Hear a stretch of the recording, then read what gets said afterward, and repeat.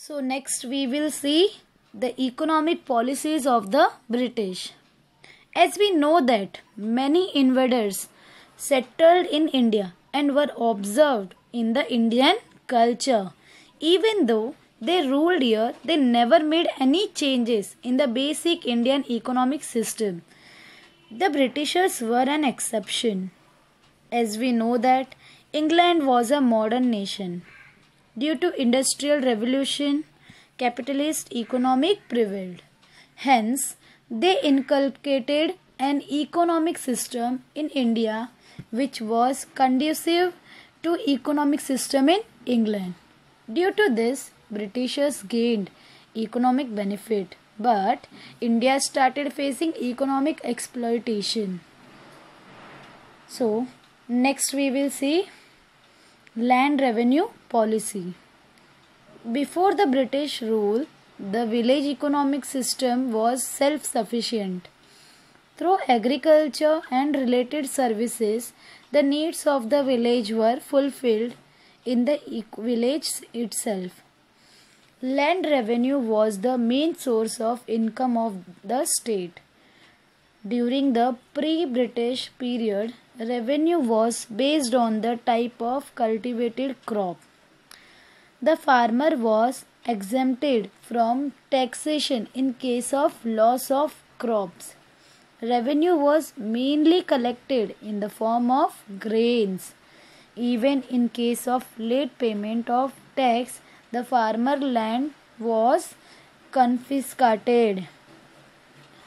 To increase income, the British made important changes in the revenue system. So what happened? The British made important changes in the revenue system to get or to increase the income, more income you can say. Land was measured as per the area of the land. The tax was fixed. Payment of the tax was made compulsory in the form of cash. And if the farmer failed to pay that in time, then his land would be confiscated. Now, consequences of the new land revenue system. There were undesirable effects of the new land revenue system on the rural life. For payment of taxes, Indian farmers started selling the crops at whatever price it received. The merchants and brokers started purchasing their goods at minimum rate. At certain time, the farmer had to mortgage his land to the moneylender for arrangement of money to pay tax. And in case of non-repayment of loan, the farmer had to sell his land also. The farmer was exploited, means completely exploited by the government, zamindar, moneylenders and the merchants. So the next one is commercialization of agriculture. Initially, food grains were cultivated by the farmers. It used to fulfill their domestic needs as well as the needs of the village also. The British government started giving more encouragement to the cash crops like cotton, tobacco, tea, etc. The process of giving stress on cultivation of profit giving cash crops instead of the food grains is known as the commercialization of agriculture. The next one is famine. As we all know, from 1860 to 1900, India faced a great famine, but the British ruler did not take much effort to overcome it. Similarly, not much expenditure was made on provision of water supply. Means during that period, British was the ruler, but still they did not take any effort. They did not put any effort to overcome from that situation. So now we will see development in transport and communication system. Students, as we know that transport is an important infrastructure for the development of any country. Without proper means of transport and communication, it may not be possible for any government to administrate a vast country like India. So, to increase in trade and convenience of administration, the British developed modern facilities like transport and communication in India. In 1853, first railway ran on the route of Mumbai to Thane when in 1853. So in the same year, British started telegraph system in India. Student, you can see your telegraph system. This is the telegraph.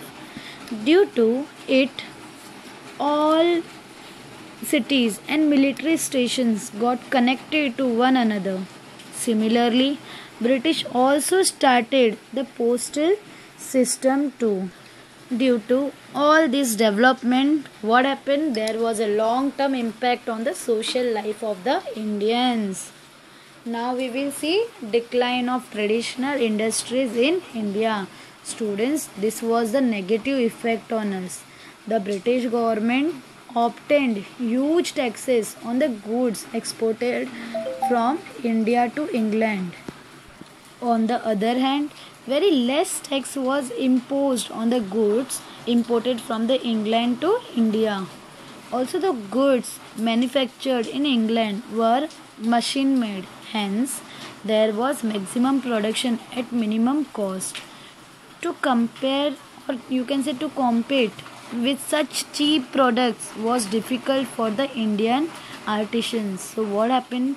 Eventually, it led to closing down of traditional industries, and many artisans became unemployed. They were not getting employment due to this situation. So now we will see development of new industries in India. So what happened? Due to the lack of British support, experience of management and capital, the Indian businessmen could not come forward in large numbers. Yet, some of them build up their business by overcoming these problems. Students, in 1853, Kavasji Nanabhoy started the first textile mill in Mumbai, and in 1855 the first jute mill was started at Risra in Bengal. Even in 1907, Jamshedji Tata established the Tata Iron and Steel Company at Jamshedpur. In India, coal, metals, sugar, cement and chemical industries came to be started. So, we started development of the new industries in India. Now we will see social and cultural effects. In the 19th century, Europe, a new era took shape on basis of values like democracy, nationalism, liberalism, etc. Student, this change in West laid effect on India also. For carrying out administration, the British had to understand the Indian society. For this purpose, they started studying the history, literature as well as music, flora fauna of India. Even in 1784, Sir William Jones, an English officer, established the Asiatic Society of Bengal at Kolkata.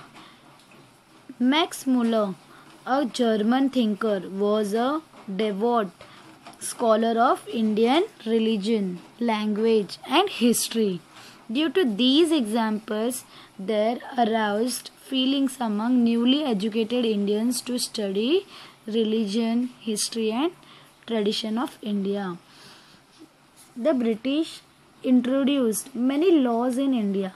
In 1829, Lord William Bentinck passed the Sati Prohibition Act. In 1856, Lord Dalhousie passed the Widow Remarriage Act. These acts were responsible for social reform.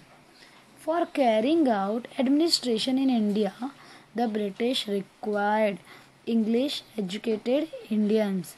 So, according to recommendation of Lord Macaulay, in 1835, English education started being imported in India. Through new education, Indians were introduced to Western thoughts, modern reforms, science and technology. In 1850,